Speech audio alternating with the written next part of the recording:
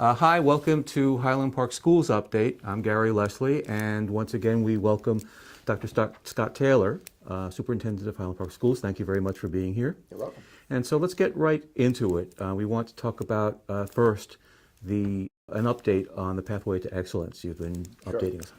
So a lot of our work in the last 2 months has been around the need to hone in on the first focus area, which for us had us looking at the need to promote social emotional skills among our students and to, at the same time, try to bridge the educational equity gap that I'll talk about a little bit more in a while.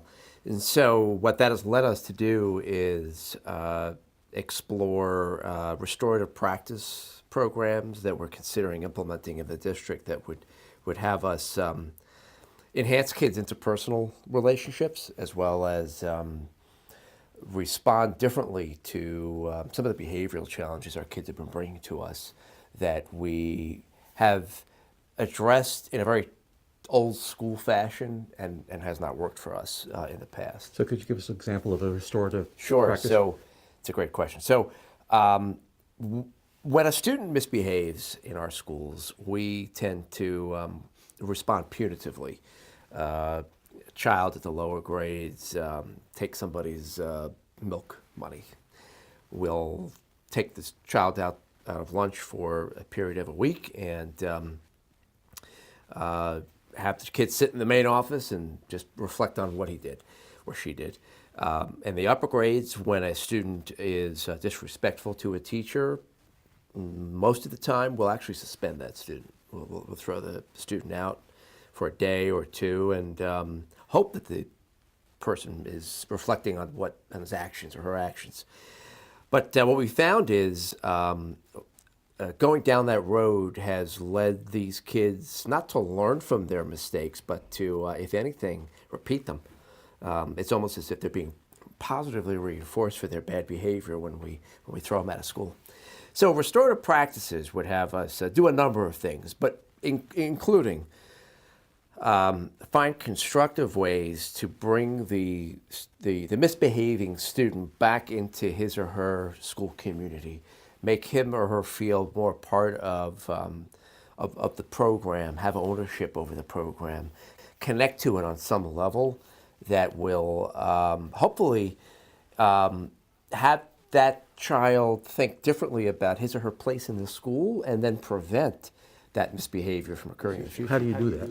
So, for instance, we had a student recently who was late to school repeatedly, and normally we would have that student for after-school detention.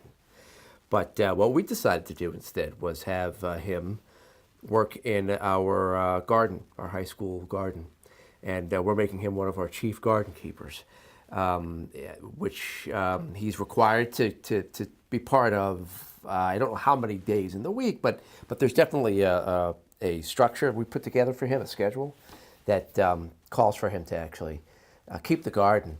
So our hope is that he's going to find that coming to school actually is a good thing. I mean, we're going to latch him onto something that he's interested in this case, gardening, and hope that he learns how special he can be as part of the community, the school community. This has begun, or this is about to begin? This is actually something that we're piloting now and that we're going to be rolling out more comprehensively starting next year, but we're in the research phase. So that's what we've been doing a lot of in this last 2 months, researching these kinds of practices, focusing on ways we can enhance kids' relationships with each other, which in this current political climate I think is more important than ever. So I wasn't going to go, but let's go there. Okay. Given the political climate, Yep. this is, what is this, November 14th? Yep. And we've had our presidential election.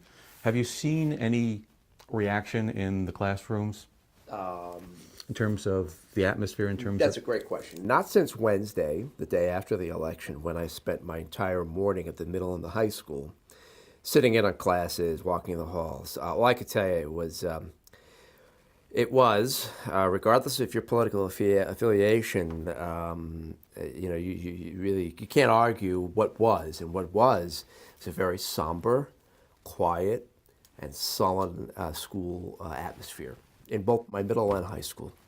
Sat in on a number of classes, constructive dialogue about the election. The teachers were wonderful. They were level-headed. There were as many emotions going on in our teachers' hearts as there were the kids. And so for them, as humans, it would have been natural for them to vent and express themselves one way or the other. But they didn't. They were good. They presented the data about the election, the results, and they had a series of discussions with the kids about what next steps would be. So, look, this is a community that I'm sure majority voted for the candidate who didn't win. And so naturally there's going to be, a common reaction in that case. And I felt that. I didn't just see it. I felt that at the middle of the high school. Mm-hmm.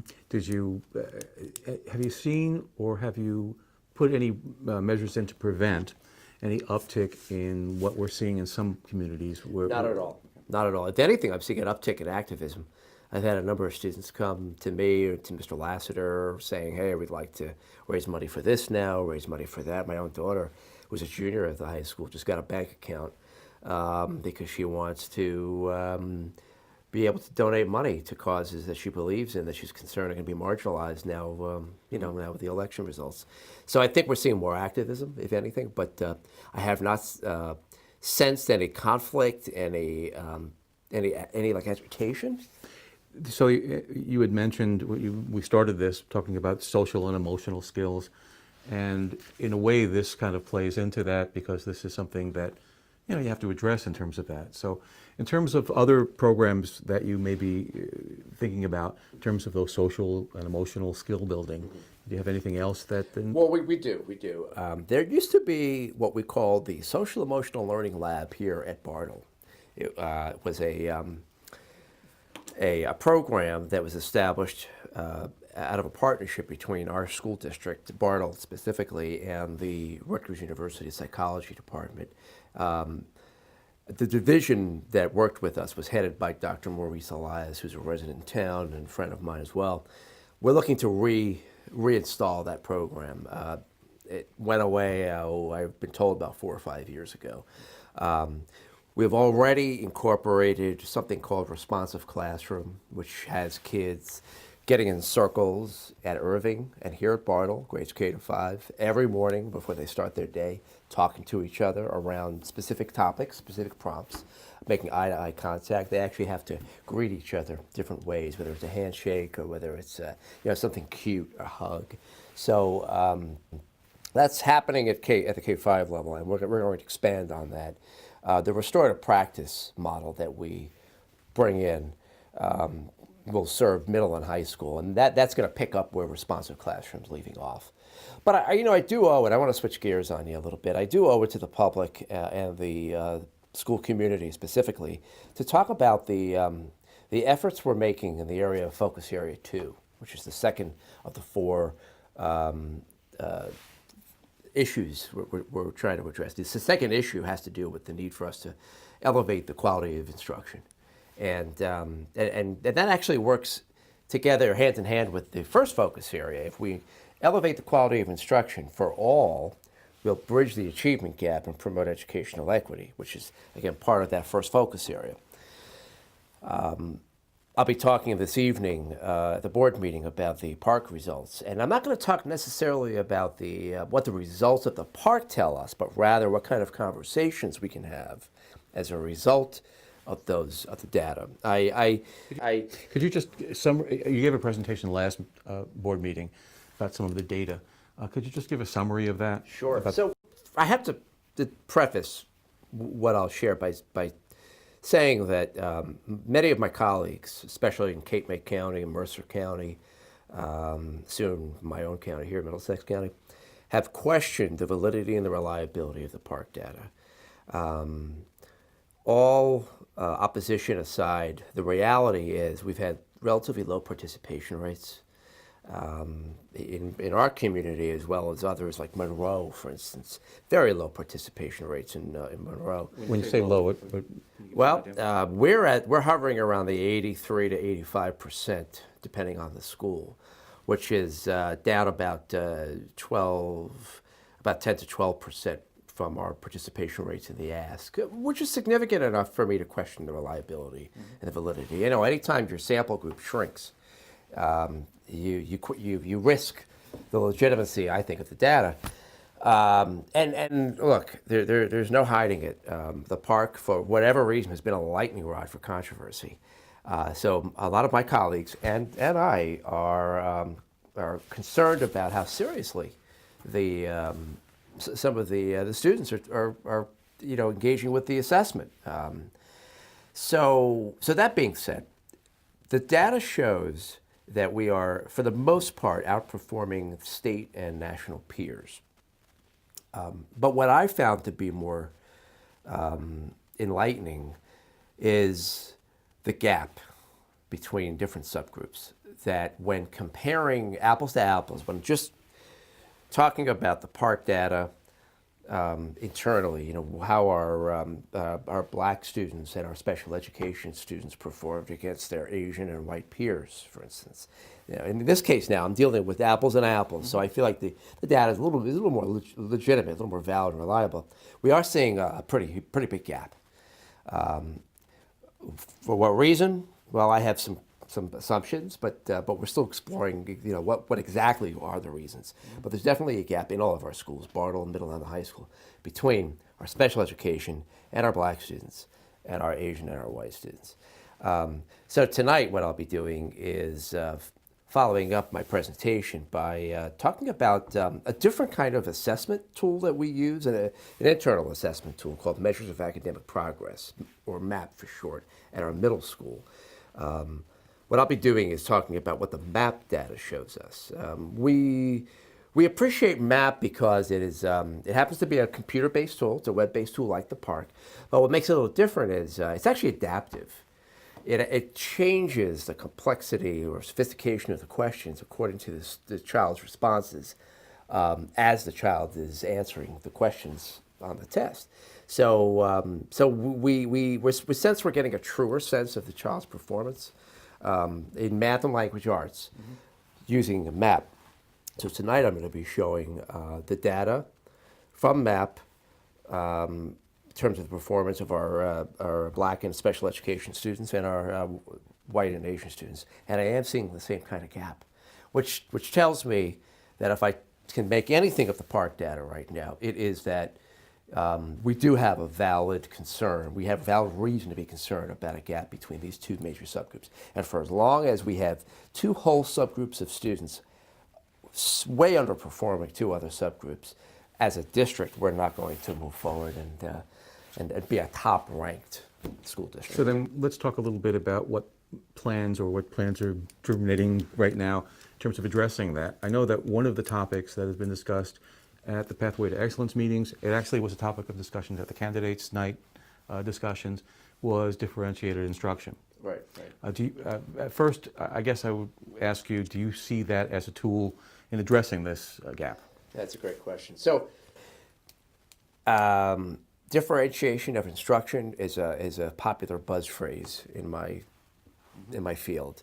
Got real popular in the early 90s thanks to a practitioner or theorist by the name of Caroline Tomlinson. And the reality is differentiating instruction is very difficult to do. It takes a lot of professional development and buy-in from teachers. Teachers have to really take ownership over this idea that they can, in a class of 25 at the high school, put kids into 5 or 6 different ability groups and actually facilitate a lesson that addresses the needs of these 5-6 kids in 46 minutes. Can I does differentiated instruction, is the theory, assume that there's this very wide, possibly very wide gap in abilities? Maybe somebody who can't read is in the same class as somebody who is relatively advanced. And is that something that would be an environment that would be a candidate for differentiated instruction? And is that something that's valid in your opinion? It is valid. I've been around the block 24 years. Seen a lot. Worked in 5 school districts at every level, in every different position. And every time I walk into a district that's struggling with test scores or with what is perceived to be mediocrity in terms of quality of instruction and performance you're getting out of kids, comes back to the need to differentiate instruction. And the districts I've seen that do it well, and the teachers in particular who do it well, get results. So as much as I seem to be discouraged by the reality that that differentiated instruction takes a lot of time and effort. I do think it's worth the time and effort, and we do have plans to go there. So let me stop you there, because we had a little conversation beforehand, and I think a lot of people don't understand the idea, because it seems to me that teachers right now do differentiated instruction in the existing environments because they have all sorts of abilities. Sure. But once you start spreading the ability that you have to, ability levels that you have to address, it almost is like you have to come up with, at least from a layman's point of view, you have to come up with 2 or 3 or 4 plans and 2 or 3 or 4 jobs for the teacher. How do you prevent that? Okay, that's a great question. So let me describe a scenario for you, as it's the best way for me to explain what DI looks like and how it could work. In our Bartle classes, our grades 2 to 5 classes, we expect that our teachers, during the 60-minute language arts block of time they have every day, will break their kids, you're talking maybe 20 students in a class at the most, into 5 groups, maybe 6, 5 to 6 groups. Each group is expected to engage in a series of activities for about 20 to 25 minutes that are set up around the room. Now, the teacher will have already planned for these activities, and they're self-directed activities. So one group of students might be 3 or 4 in a group, might sit down and in a corner of the room where a classroom library is set up, and do some independent reading using books that have been identified to work for them at their reading level.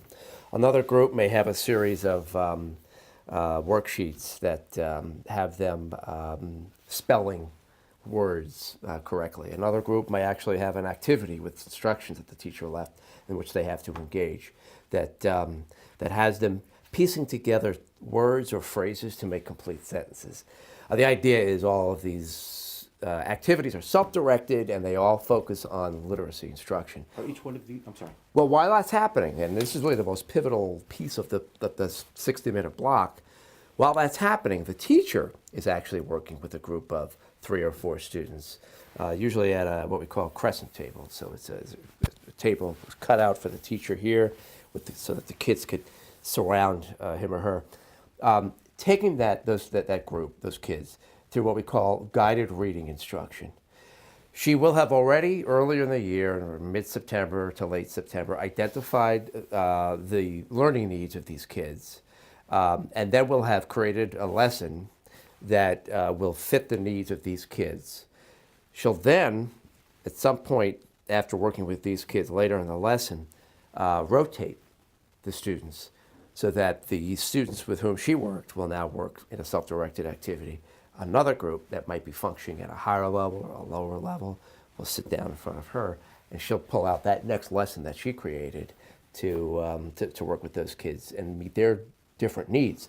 It sounds like a lot of planning, but once teachers do it for a full year, they have a store of plans. We provide a lot of materials that in some cases give them the structure they need so they don't have to reinvent the wheel.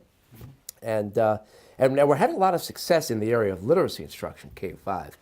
The bigger nuts to crack are going to be the middle and high school classrooms.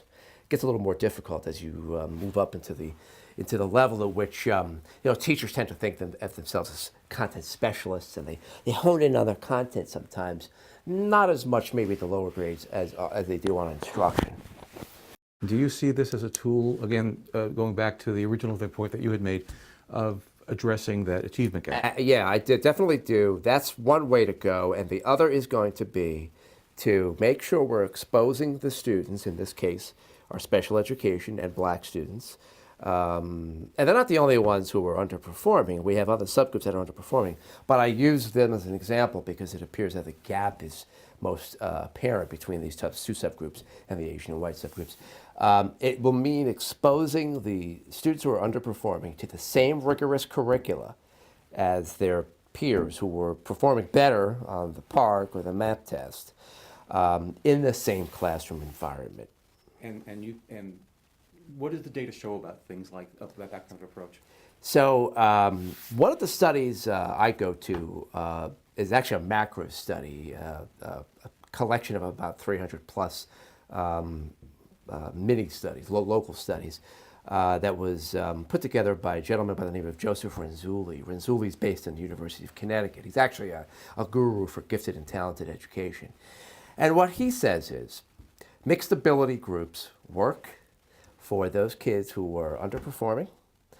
They also work for the kids who are performing at higher levels. However, to take those kids at the higher levels to the next level, you do have to, in some cases, isolate them and provide more individualized instruction for those particular students. So what does that mean for Highland Park? Well, it does mean more mixed ability groups, especially at the middle and high school.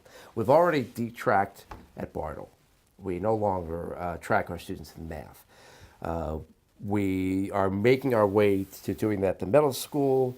At the high school, one of the strategic plan action steps has us taking a hard look at our honors classes, whether we want to do away with honors classes and, in lieu of those honors classes, enhance our offering of advanced placement classes, which will provide less competition for selection, more opportunity for those mixed ability groups. Whatever we do, though, it will mean, and I'm going back to Renzulli's research, we have to be mindful of the needs of those kids who are performing above level, at the higher end of the spectrum. You know, your kids, your 10 to 15 students who are going to be applying and likely accepted to the Ivy League schools, and then their peers who might be going to the junior Ivy schools. The kids who are, have a knack for the school environment, traditional school setting.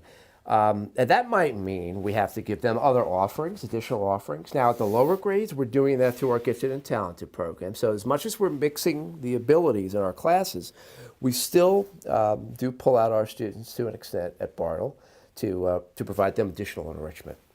Let's go back just a second to the park, because I kind of veered you away from that. Sure. I understand you're going to give further information about about the results tonight. You mentioned the map as part of, I think you said that was for the Bartle level schools? Middle school. Middle schools, I'm sorry. So given the situation with the park and the low participation, the relatively low participation, what do you see going forward to address that? So I frankly don't think we're going to see a big uptick in participation rates for the park. I think what we're seeing is what we're going to continue to get. I don't think the park is going to be around a whole lot longer, especially with the potential change in administration at the governor's level. Who knows now what the federal government's going to do with state control over standardized testing mandates. I don't think standardized testing as a mandate is going to go away, but I have a feeling we're going to see, and I wouldn't have said this prior to last Tuesday, more state control over the kinds of standardized tests we implement. We might see a portfolio assessment option now for kids, like we see currently for high school graduates. Our high school students who fail the park, don't pass, don't meet proficiency, can choose some other tests to demonstrate their potential to be successful, and so will graduate according to state regs. Those students who don't want to refer to the SAT or the ACT or the AccuPlacer assessment and fail the park can opt to put a portfolio together. And that portfolio demonstrates their success in their classes and the proficiency in meeting the standards. We might see that now, even as low as grade 3. So I think everything's up in the air, especially since last Tuesday, and even if it was here to stay, I don't think this community is going to all of a sudden embrace the park. And frankly, I'm fine with that because I feel like we need to do enough of our own work internally to develop good assessment that we believe in that's right for Highland Park's kids. Okay, and that sounds great. Any other updates that you have for the Pathway to Excellence? No, not yet, but I will at our next meeting because I do want to expand my discussion about academic achievement. I've fixated quite a bit on the need to improve social emotional wellness and bridge the equity gap, but I do think I owe it to the community and the public for me to communicate to them how important it is for us to maintain the same rigor and high standards that our recent high school Hall of Fame class, many from the class of the 60s, talk a lot about in their acceptance speeches. I don't want that to be, that's not a thing of the past here in Highland Park. It's something we need to hold near and dear without sacrificing the needs of those kids who are underperforming. Anything else that you think Nope. you want to cover? Well, then, thank you very much again for coming Pleasure. in. It was our pleasure, and we were grateful for it. And thank you.